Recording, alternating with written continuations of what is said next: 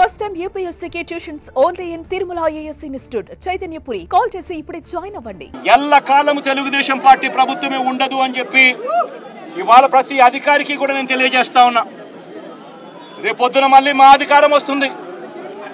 వచ్చినప్పుడు అన్యాయం చేసిన వీళ్ళందరినీ వీళ్ళ అధికారులందరినీ అన్యాయం చేసిన ఈ నాయకులందరినీ కూడా బట్టలోడ తీసి నిలబెడతామని చెప్పి కూడా ఈ సందర్భంగా తెలియజేస్తా ఉన్నాను.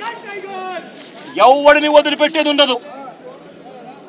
ఇదే వంశీని అరెస్ట్ చేసేటప్పుడు సిఐ అన్నాడట, నేను 1.5 సంవత్సరంలో రిటైర్ అయిపోతాను అని చెప్పి.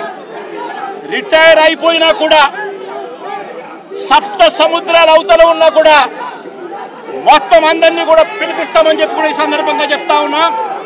చట్టం ముందు నిలబడేట్టుగా చేస్తాం, బట్టలు ఊడదీస్తాం, న్యాయం జరిగేట్టుగా చేస్తాం అని ప్రతి ఒక్కరికి కూడా తెలియజేస్తా ఉన్నాం. ప్రతి కేసు ఇల్లీగల్ కేసు, ప్రతి కేసులోనూ కూడా వీళ్ళే బెదిరిస్తూ ఉన్నారు, అవతలోడు బెదిరిస్తూ ఉన్నాడు అని చెప్పి వీళ్ళే కేసులు పెడతా ఉన్నారు.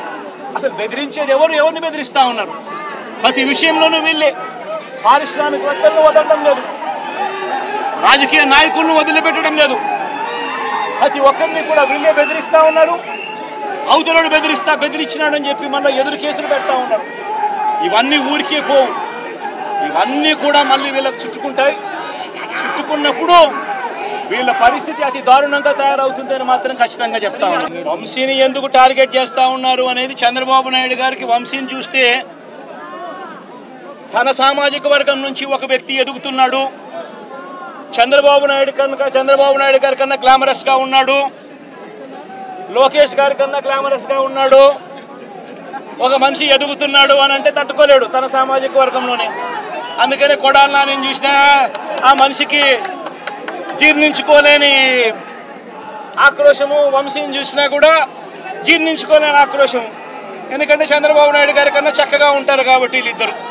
అవినాష్ కూడా పాపం ఎప్పుడో ఒకసారి టార్గెట్ అవుతాడు, ఎందుకంటే లోకేష్ కన్నా చక్కగా ఉన్నాడు కాబట్టి. ఇది చంద్రబాబు నాయుడు గారి మనస్తత్వం. ఆయన కొడుకు ఆ సామాజిక వర్గంలో వాళ్ళు మాత్రమే లీడర్లు. వాళ్ళకి ఎవరైనా పొరపాటున వాళ్ళకు అనుకూలంగా లేకపోతే సామాజిక వర్గం నుంచి వాళ్ళని వెలేయడము. ఇది చంద్రబాబు నాయుడు గారు, రామోజీరావు, ఆంధ్రజ్యోతి రాధాకృష్ణ, TV5 వీళ్ళు ముగ్గురు. నిజంగా ఇది ఒక మాఫియా రాజ్యం.